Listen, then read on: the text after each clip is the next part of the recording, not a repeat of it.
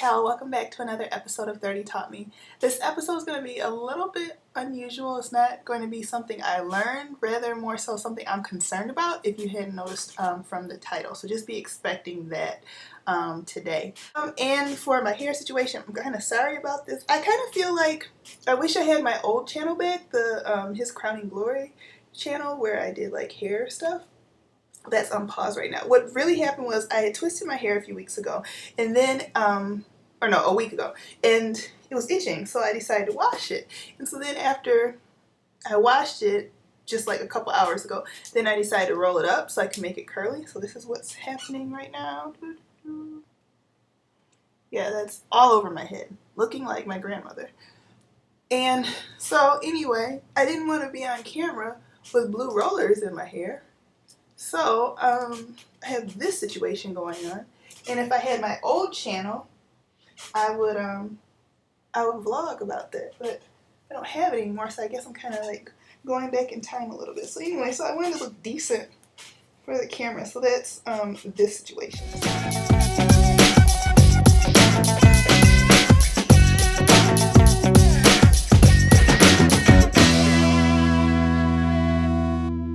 Really concerning me lately is this whole Mike Brown situation, and for those of you who haven't been paying attention, I don't know how you could not know, but right outside of St. Louis there's a suburb called Ferguson, and from what I understand, from what I've either read on Twitter or the blogs I've been watching, it's about like 2/3 black. So it kind of reminds me of some of the suburbs that we would have here in the Metro Detroit area. And anyway, a young man, he was 18, was coming from the store, and some kind of whatever went down, and then the police shot him like several times. And so since then there's just been this unrest. During times like these though, I always have concerns, because it feels like when there's times for like a cry to be made for social justice, I often feel like sometimes we categorize things and say, well, that's just for the black people to care about, or that's a concern for the black people. Like, what I think I struggle with is, for instance, when the whole Trayvon Martin thing was going on or whatever. And so at the same time, there was that case going before the Supreme Court regarding gay marriage. And what concerned me was that I had so many friends of all ethnicities and all races who were championing, I can't say it right, rallying for gay rights and for gay marriage, etc., etc. But at the same time, when it was time for things to be said about Trayvon Martin, those same people who were advocating, those same non-black people who were advocating for gay rights and gay marriage, all of a sudden had nothing to say regarding Trayvon Martin.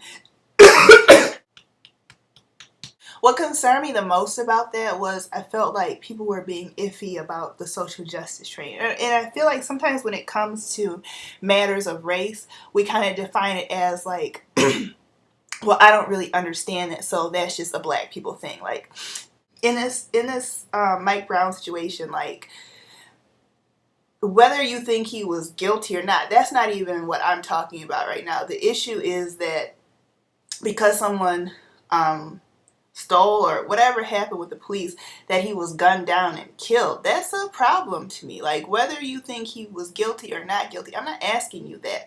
I'm saying, was it necessary for the police to kill him? And I think what concerns me greater is that I've been reading for about a year. It's taken me a long time because I read and then I stop and think about what I've been reading. So I'm almost done now. I borrowed this book from my supervisor, but it's called The New Jim Crow, and it's by Michelle Alexander. And this book is about just the prison system, the penal system, and how a lot of prisoners are put into prison, how a lot of people and particularly in minority communities, are racially profiled. I also read Are Prisons Obsolete by Angela Davis. And so I can't remember which one, but there was a part in one of the books that I read where the prison system relies on prisoners to help with big businesses. Victoria's Secret and some other places, they get their clothes manufactured by prisoners. Essentially, prisoners they're workers for them. They're factory workers.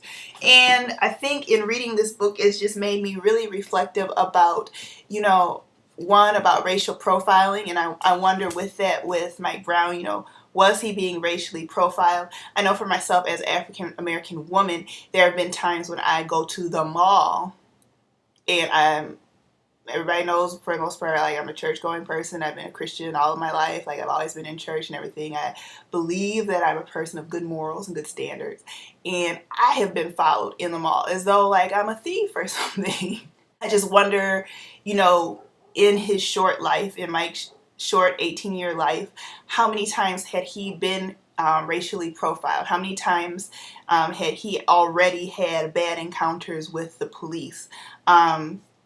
These are just some interesting facts and statistics from the book. In 1972, fewer than 350,000 people were being held in prisons and jails nationwide, compared with more than 2 million people today.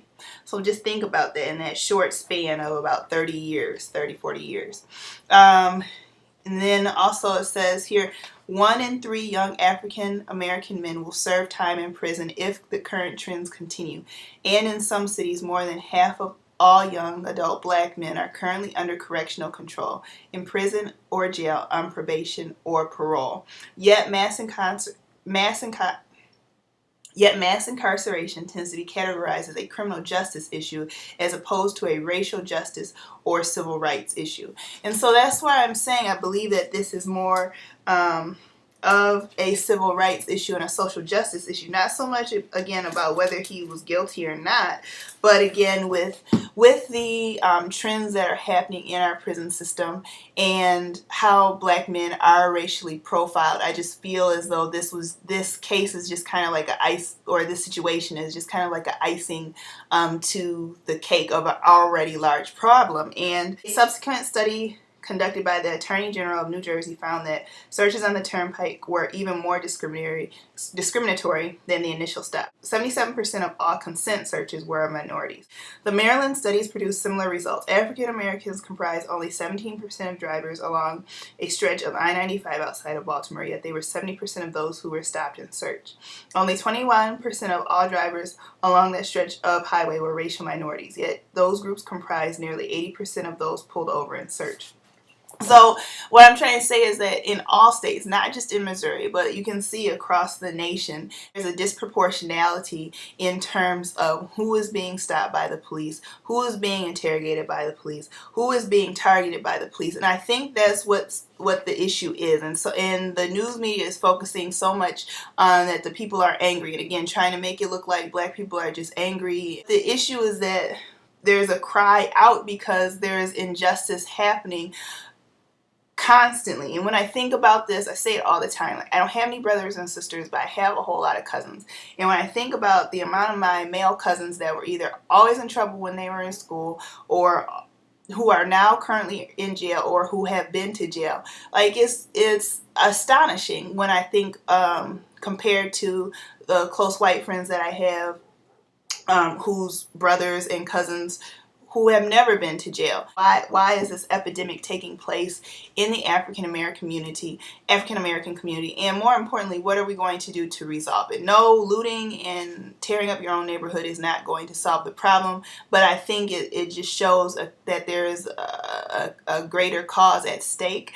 And I think that most definitely from this situation, this can't just be an African American issue. This can't just be another black people issue. This is an American problem. If you are living in this country, you are part of this justice system that belongs to our country, and I think that we need to see this as a greater cause and a greater issue, and not just a black people thing. And what I always say is you can't be halfway on the fence for like for social justice. Like if we had the same amount of people championing this as we did for gay rights and gay marriage, how much farther could we take this, and how much more change could we enact in the way that our police system and our justice system is ran.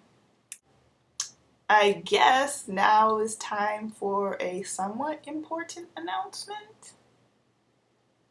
Where's that one emoji that's how I feel right now. I have not told many people I have told some people who need to know, but I haven't made this public information, so this is the first time I'm making it public. I am starting school. Yes, I'm going to continue working, and on top of that, I will be going to grad school part-time in the fall. And since I already have my master's, I decided I am going back for my doctorate. Yes, my doctorate in metropolitan education. And so they claim that it will take me 4 to 5 years, and I am feeling very ambitious, so I'm hoping to get it done in 4 years. I thank God that I have a full scholarship this year, so I don't have to pay for my winter or my fall and winter tuition, thank God. And yeah, so I'm studying metropolitan education, and the reason for that, well, part of it was last summer when I started reading The New Jim Crow. I was just really impacted by this book, and I wanted to make a change and make a difference. And I already do a lot of diversity work in my district, so I